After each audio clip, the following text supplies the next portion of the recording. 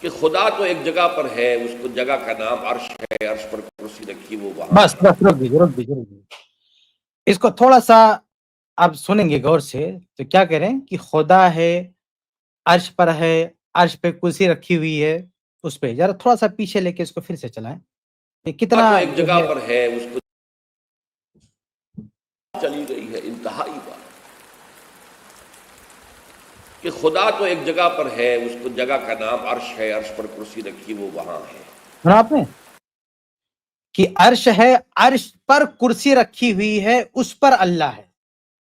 مجھے یہ ڈاکٹر اسرار صاحب ان کے ماننے والے بتائیں کہ 1400 سالہ جو ہمارا اسلامی دور ہے، جو اسلام کی تاریخ ہے، اس میں کس کا یہ عقیدہ ہے کہ عرش ہے، عرش کے اوپر کرسی ہے، اس کے اوپر اللہ تعالیٰ ہے؟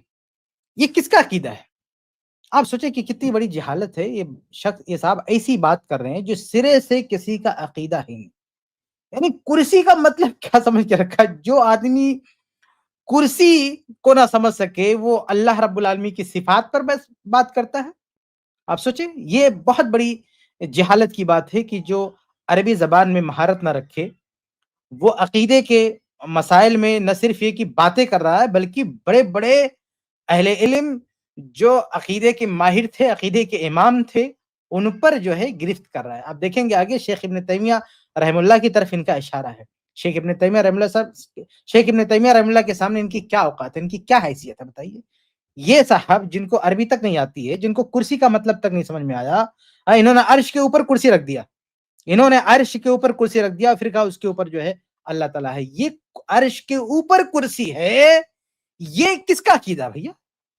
تو یہ جو کنفیوژن ان کے ذہن میں آیا ہے، جو غلط فہمی ہے، جو آدمی اتنی بھی استطاعت نہیں رکھتا ہے کہ عرش اور کرسی کا معاملہ سمجھنے سے قاصر ہے، وہ اللہ تعالیٰ کی صفات پر نہ صرف بات کر رہا ہے بلکہ اللہ تعالیٰ کی صفات کے بارے میں جو ماہرین ہیں، جو عقیدے کے امام ہیں، ان پہ گرفت کر رہا ہے۔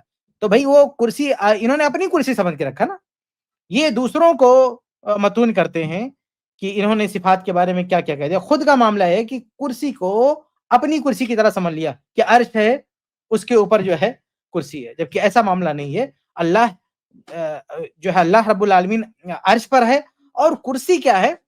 اللہ تعالیٰ کا جو عرش ہے وہ کرسی کے اوپر ہے۔ یہ اپنی دنیاوی کرسی پہ قیاس نہ کریں، اللہ تعالیٰ کے قدم کی جو جگہ وہ کرسی ہے، تو اللہ تعالیٰ کا جو عرش ہے وہ کرسی کے اوپر ہے، یہ اصل معاملہ ہے۔ لیکن یہ اپنے حساب سے قیاس کر رہے ہیں کہ ایسا لگ رہا ہے کوئی تخت لگا کے بیٹھا ہوا آدمی، اس پہ کوئی کرسی رکھ کے، جیسے یہ اسٹیج پہ تقریر کرتے ہیں، تخت ہوتا ہے پھر جو ہے اس پہ کرسی رکھ دے، اس پر یہ بیٹھتے ہیں۔ اس طرح سے انہوں نے اللہ تعالیٰ کا معاملہ سمجھ لیا اور منسوب کر دیا کہ کسی کا ایسا عقیدہ، حالانکہ ایسا کسی کا بھی کوئی عقیدہ نہیں ہے۔